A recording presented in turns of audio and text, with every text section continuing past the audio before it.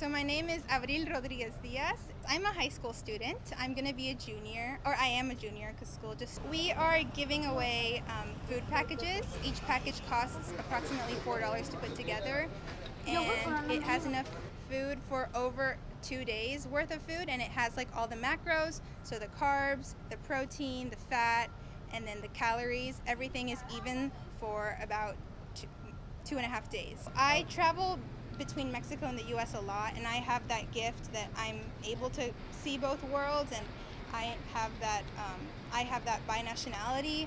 And so whenever we cross, I always see people that are really in need, and so I thought, well, I should use this, the fact that I can be in both countries, to help people, because in the U.S., of course, there's a lot of shelters, there's a lot of like areas where you can get free food if you need it, and then here we don't really have the same support systems in Mexico as we do there, and a lot of people there have enough to give and to help the people here. So I thought it would be really good to help the people here who don't receive support from anywhere else.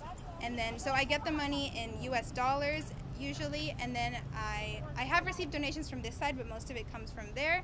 And then I buy all the food and I buy everything here because, of course, it's way cheaper to buy the food here than it is in the US.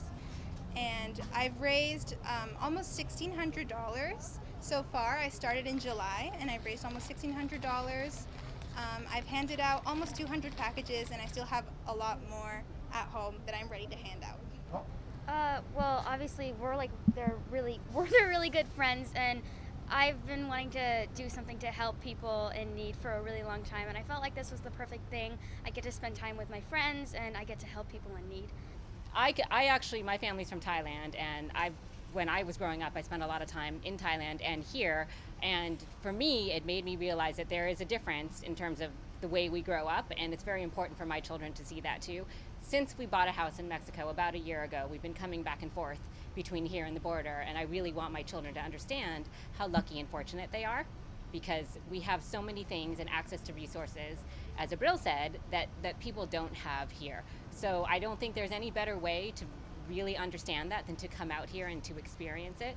Given a day, it's our day off, and it was my pleasure that Patty invited us to come, and I thought it was really important that my daughter come and do this with us. So at home, we try to do more volunteer things. We try to volunteer at the food bank. In this environment of COVID, though, have not been able to do as much, and so this is probably the first opportunity I've had to actually give back physically this year, which is why we jumped at the opportunity when Patty and Abril asked us to come with them. I think everybody has their own way of giving back and donating, whether that's monetarily or with their time or some combination of the two, and same neighborhood as us.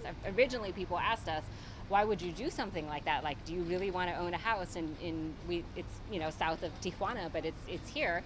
I said, yeah, I think it's a beautiful country. The food is excellent. I know solamente un poquito español, but enough to get by.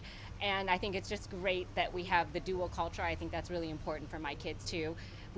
I can't get to Thailand. It's too far to go there on a regular basis. So this seems like a close second, but I do think that there is a reputation in the States. People do feel like it can be more dangerous, and they just don't know.